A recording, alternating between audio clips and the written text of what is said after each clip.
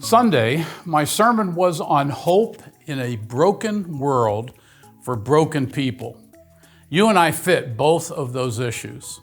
We talked about what genuine hope isn't and what it is. We looked at the biblical definition or meaning of hope. It should be the Christian's view of hope. One of Dr. Woodcroll's favorite verses on hope is found in the Old Testament book of Zechariah, chapter 9, verse 12, which states that we are to be prisoners of hope. We are to be captive by hope, not doubt or despair.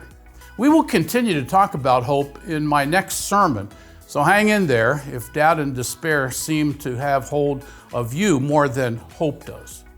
Be encouraged if you are experiencing doubt and despair. You are in good company. King David battled doubts and wrote about them in the Psalms. In Psalm 42, he is open and honest about the questions running through his mind, but he did tell us the remedy as well. I think David shows to us that we need to be open and honest with ourselves, and it is helpful to have a few confidential friends that we can share our doubts with that will help us, not pull us down more. If you are experiencing doubt and despair, here are two great men of God that dealt with it. By the way, I could name many, many more. So you are in good company, but don't stay there. Charles Spurgeon and John Bunyan didn't live during the same time, 200 years apart, but both seemed to deal with depression and doubt and despair. Someone said they were both men of sorrows and acquainted with grief. Bunyan was arrested and in prison for 12 years for staying true to the scriptures.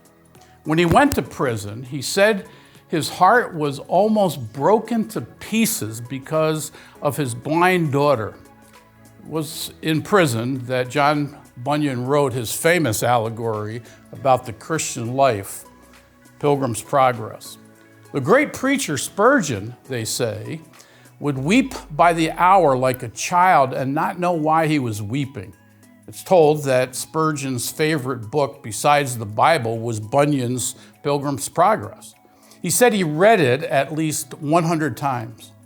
One passage stands out when thinking about those two men. Bunyan wrote about being trapped in Doubting Castle, guarded by giant despair.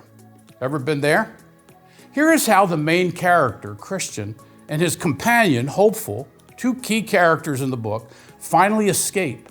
I'm reading it from a little more modern version than the one I'm holding. Here's what it says. "What a fool I have been to lie like this in a stinking dungeon when I could have just as well walked free. In my chest pocket, I have a key called Promise that will, I am thoroughly persuaded, open any lock in Doubting Castle." "Then," said Hopeful, "that is good news. My brother, do immediately take it out of your chest pocket and try it."